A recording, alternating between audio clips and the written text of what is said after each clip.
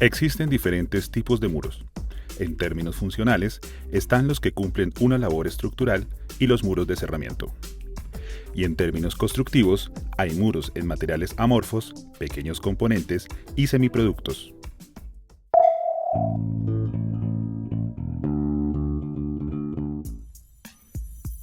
El ladrillo es el material de construcción más antiguo.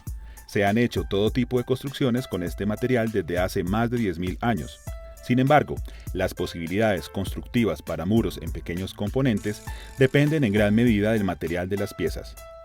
Por ejemplo, hay ladrillos de concreto, de vidrio y cerámicos dependiendo de la materia prima disponible en diferentes partes del mundo. Los ladrillos cerámicos son de bajo costo y son comúnmente utilizados en nuestro país. Hay principalmente tres tipos de ladrillos cerámicos: para muros divisorios interiores, para fachadas y para muros estructurales.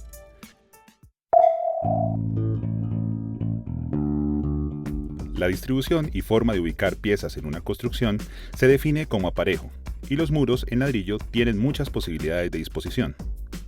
Debido a su forma rectangular, los ladrillos tienen varias posibilidades de aparejo y se pueden orientar de manera horizontal o vertical. Cuando están puestos en el sentido horizontal, hay dos posiciones posibles para cada pieza de ladrillo: en tizón, con el lado corto a la vista; en soga, con el lado largo a la vista. Asimismo, los ladrillos en soga se pueden organizar en petaca o trabados. De lo contrario, cuando se disponen ladrillos verticalmente, las piezas se pueden poner de canto o de frente. Dependiendo de la posición del ladrillo, es posible construir muros de tres espesores diferentes si se toma como referencia un ladrillo tolete de 24 por 12 por 6 centímetros. Los tres espesores son: tabicón, 24 centímetros de espesor; tabique, 12 centímetros de espesor; pandereta, 6 centímetros de espesor.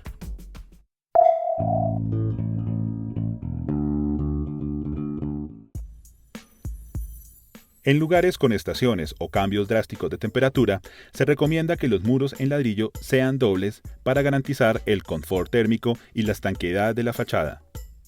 En cambio, en las condiciones climáticas del trópico, es admisible tener muros en ladrillo de una sola capa. Para la construcción de muros en ladrillo en Colombia, hay una serie de recomendaciones que se deben tener en cuenta.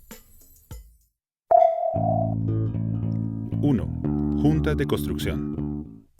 Primero, se deben prever dilataciones o juntas de construcción.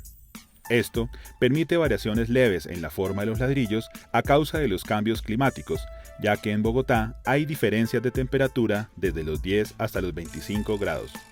Por esta razón, es recomendable tener una junta de 1 centímetro por cada 12 metros de muro continuo. 2. Verificación y almacenamiento. En obra, uno de los momentos más importantes es el de la recepción del material. En este instante, se verifica que los ladrillos estén relativamente libres de imperfecciones. Asimismo, se procura que todas las piezas tengan una tonalidad similar. Luego, se debe tener especial cuidado con el almacenamiento al apilar los ladrillos en traba para evitar caídas. 3. Mortero de pega. En el momento de la construcción del muro, se debe respetar la proporción de la mezcla de la pega, ya que ésta determina la resistencia de la mampostería y su nivel de impermeabilidad. En las obras se observa que la proporción de agua, cemento y arena del mortero de pega es de 3 partes de arena de peña por 1 parte de cemento. El agua es necesaria en la pega para permitir la maleabilidad de la mezcla y que ésta no se deforme excesivamente al recibir el peso de las piezas de ladrillo. De igual manera, para garantizar el escurrimiento del agua, es preferible manejar las juntas a ras o cóncavas en lugar de estriadas. Paso 1. Cimbrada de la primera hilada, forme en seco. Lo primero que se hace es trazar el muro en el suelo con una cimbra. Se dibuja la primera línea, se miden 12 centímetros y se hace una línea paralela. Luego de la definición del aparejo en los planos, se disponen las piezas en el piso sin pegarlas a manera de guía. A esto se le llama comúnmente el forme. En el suelo se ancla la varilla de refuerzo vertical y alrededor se ubica el primer ladrillo. Después, a partir de este punto, se localiza una boquillera metálica plomada. Sobre esta se reparten las hiladas y sus respectivas juntas horizontales, lo cual sirve de guía para la construcción de la totalidad del muro. Paso 2. Armado de las primeras hiladas. Inicialmente, se aplica un poco de agua sobre la superficie para evitar que la mezcla de la pega se seque demasiado rápido. Esto se hace porque al estar el ladrillo totalmente seco, absorbe el agua del mortero y se acelera excesivamente su fraguado. Se aplica el mortero de pega para la primera hilada y se sientan los primeros ladrillos. Se ubica un lápiz entre las juntas de los ladrillos para garantizar distancias iguales. Dado que el muro en ladrillo queda dilatado del muro existente en concreto, se utilizan láminas delgadas de icopor para este fin. Se corta un pedazo y se ubica en la junta entre los muros de distinto material. Para la otra hilada, se toma un ladrillo partido por la mitad y se usa como referencia para trazar el sitio de las demás piezas. A continuación, se empiezan a pegar los ladrillos siguientes con la ayuda de un hilo templado que sirve como referencia de nivel. El primer tramo de muro tiene un aparejo en sogas trabadas. Se hacen las primeras 6 hiladas para luego ubicar el refuerzo horizontal intermedio e insertar las varillas de refuerzo vertical en el muro. Esto es posible gracias a las perforaciones que tienen los ladrillos para este fin. Paso 3. Armado del primer refuerzo horizontal.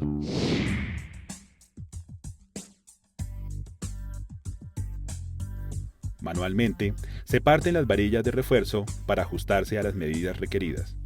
Se ubica una en la cara exterior y 2 en la cara inferior del muro.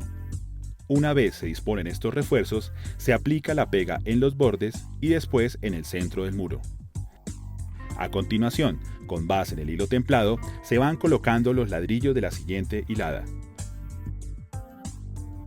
El palustre sirve para aplicar la pega y para golpear levemente las piezas hasta ubicarlas con precisión. En este caso particular, como el muro tiene un tabique intermedio, se deben prever piezas especiales para resolver esta unión. En el borde del muro se ve cómo la modulación fue prevista para trabajar con piezas completas y medias piezas para evitar al máximo el desperdicio de material.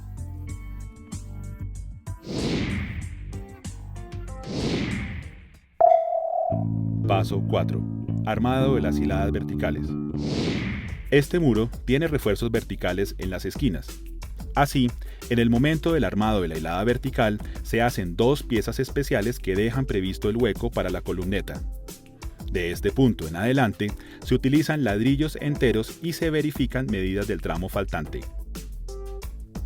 A cada pieza se le aplica mortero de pega únicamente en los bordes.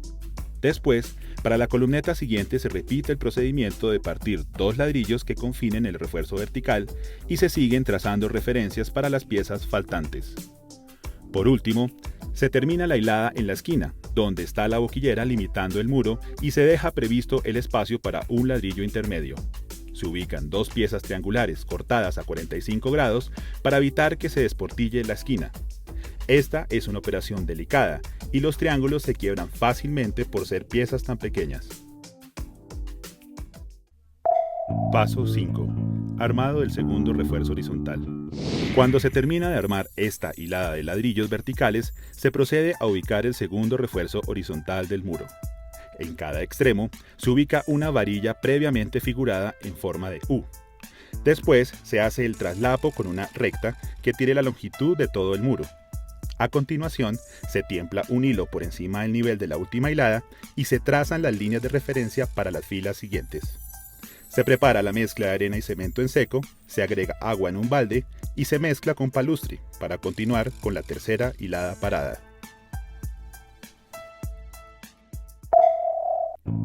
Paso 6. Emboquillada del primer tramo. En este momento, entra a trabajar un ayudante mientras se avanza el armado de los ladrillos.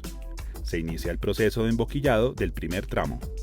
Esta mezcla es similar a la del mortero de pega, pero tiene un poco más de agua.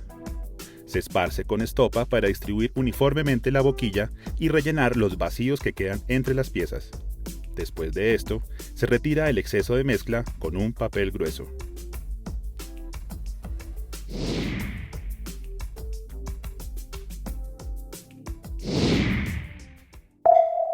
Paso 7. Colocación del refuerzo vertical. Una vez terminadas estas 3 hiladas, se empiezan a ubicar los refuerzos verticales entre los huecos armados por las piezas. El operario se ubica sobre un planchón de madera para poder insertar la varilla desde arriba. Para este proceso, se dejan unas perforaciones en las esquinas de la primera hilada, llamadas comúnmente ratoneras o ventanas de inspección. Esto con el fin de que en el momento de vertido del concreto, éste pueda descender por la perforación y de alguna manera reemplazar el procedimiento del vibrado. Para el total de 4 columnetas que tiene este muro, el proceso se repite. Paso 8. Vertido del grouting. Luego, se vierte la mezcla de concreto en estos huecos manualmente con un balde. Dado que en este caso no se puede vibrar mecánicamente, se procura hacer algo similar con una varilla de acero. Se vierte la mezcla hasta llegar al nivel superior del muro y se distribuye uniformemente. Este procedimiento y el mecanismo de la cámara de inspección pueden garantizar que no queden burbujas de aire en el grouting. Paso 9. Armado y ubicación de la vigueta de refuerzo. Adicional a los grafiles, el refuerzo horizontal principal es una vigueta en concreto que queda embebida dentro del muro. Para lograr este acabado, se cortan piezas especiales de ladrillo que puedan enchapar el elemento en concreto. Una por una, cada pieza se va pegando con mortero hasta completar la longitud total del muro y luego se arman los refuerzos de la vigueta.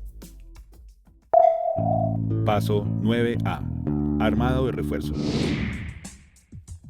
Primero, se toman las varillas verticales y luego se le adicionan los ganchos transversales. Se amarran con alambre negro y se terminan de ajustar golpeándolos con un martillo. Finalmente, ubican esta canasta en el sitio y la amarran al refuerzo vertical con la ayuda de un bichiroque y alambre negro. Se hacen 2 nudos de alambre por arriba y por debajo de la viga.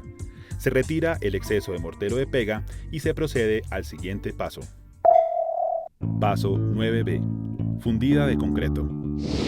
Se ubica un listón largo de madera o planchón que sirve como formaleta para la fundida del concreto. Manualmente, se empieza a verter el concreto con un palustre. Luego, con una varilla más pequeña, se procura vibrar el concreto. Al igual que una viga o una columna en concreto fundido, en este caso también golpean la formaleta en la parte inferior. Solo que en este caso, en vez de usar un chipote de caucho o chapulín, se utiliza el mismo palustre. Asimismo, esta viga de mucho menor tamaño también se funde por tramos como las vigas principales del edificio. Después de un tiempo, este listón de madera se retira manualmente. En este momento, se empieza a armar la hilada vertical del lado opuesto y se termina de enchapar la vigueta de refuerzo con las mismas piezas. De igual manera, esta esquina se arma con 2 piezas triangulares. Paso 10. Armado de las siguientes hiladas. Se continúa con las siguientes hiladas del muro de la misma manera que las primeras, en traba de sogas. Finalmente, se aplica mortero de pega de forma irregular o murreado en la placa de concreto con el fin de que la rugosidad de la superficie garantice una mejor adherencia de las piezas de enchape.